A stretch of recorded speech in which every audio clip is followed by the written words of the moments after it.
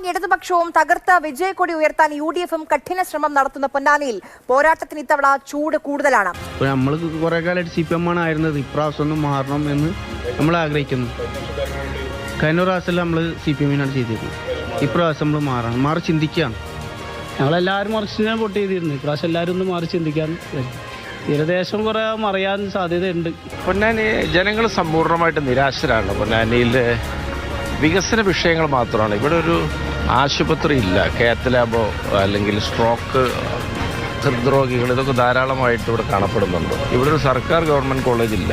ലോകം പറയുന്ന സാഹിത്യകാരന്മാർക്കൊക്കെ അവരുടെ സർഗ സൃഷ്ടിക്കുള്ള പ്രചോദനമായ മനോഹാരിത നിറഞ്ഞൊരു ഭൂപ്രകൃതിയാണ് ഇവിടെ. തീരദേശ ആളുകൾ ഒന്നടക്കം വിചാരിച്ചില്ല ഒരു മാറ്റം വേണമെന്നാണ്. അല്ല, മാർക്കിച്ചോരനോട് വേണമെന്നുള്ളല്ല, ഒരു മാറ്റം വേണം.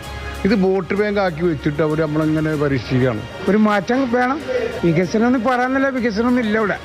നമ്മൾ ആ ലെഫ്റ്റിനെ ചെയ്ത് ഈ പ്രാവശ്യം റേറ്റ് ചെയ്യണമെന്നുണ്ട്. ടൂറിസവുമായി ബന്ധപ്പെട്ട് ഇവിടെ ഒന്നുമില്ല. തീരദേശമാണെങ്കിൽ ആയിരക്കണക്കിന് ഓലക്കുടലുകളാണ്.